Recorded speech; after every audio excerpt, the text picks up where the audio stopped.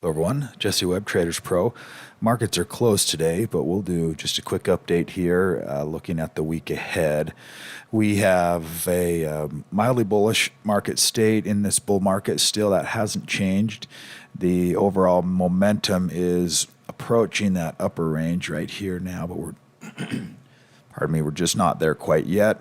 And we've had a really solid bounce off of the support area and getting some additional confirmation. We'll look at some of those numbers here, which are looking pretty good. Breadth also moving in the right direction. Really nothing super impressive there with breadth. And then sentiment also climbing and working its way back higher, back up into complacency. So we'll see what the market gives us this week, but we are moving back up. We bounced pretty aggressively off of this lower the lower edge of that downturn here. Once we reach these levels, we typically get some kind of a bounce, but this one has been, we usually get some back and filling along the way here, but this has really gone straight up.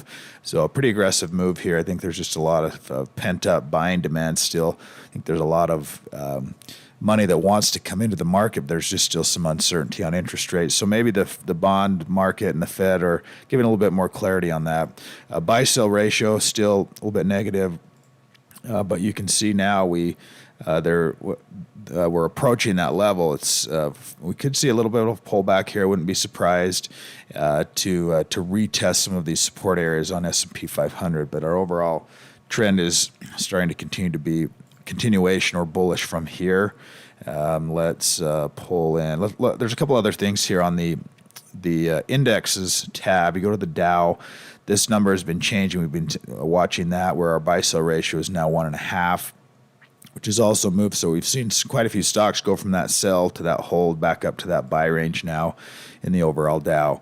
The leader in the Dow currently, Caterpillar, and that has a really nice bullish trend profile right here also, where we've got this nice motion, upward motion, lots of green in that pattern, up in the upper momentum range, and now getting a new confirmation signal right here. So those are the things we want to look for when we're looking at individual stocks. Are they continuing to the upside? Are they in that upper momentum range? Do they have bullish or positive fundamentals? Is everything looking sound with that company? Those are the only ones we want to select and choose from. Cisco, nice rally here, making new highs up in that upper extreme. So there's of the Dow. These are your focus stocks to be able to take a look at. Some of these weaker stocks, even Home Depot, say it's just a good looking pattern across really all those stocks we just glanced at right here, and that's of the Dow. That's 12 of them. Which is going to be, almost half. The other half are sitting in that hold range. So let's take a look and see how close some of those are from actually pulling into a new uptrend as well. And we'll see if some of those are. Yes, you can see even General Electric, nice bullish pattern. That one's maybe a day or two away from going back into that uptrend. Apple, also another day or two. So we see a rally on these stocks that are sitting right here: Microsoft, Apple, GE, Procter & Gamble. Let's see how close. They're all relatively close, kind of stuck in that pattern and all getting a bounce right there. That could add some additional confirmation to the market as a whole. We're also seeing sectors now. We're still stuck at 3.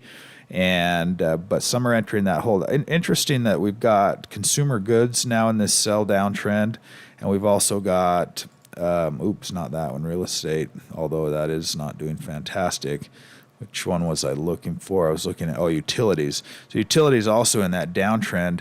Interesting for both of those. So really of the sectors, we've got 2 that are in downtrends. The rest are holding, 3 working on those uptrends. And some of these others, real estate, some of those have been beat up pretty good. We'll keep an eye on those and watch for this week.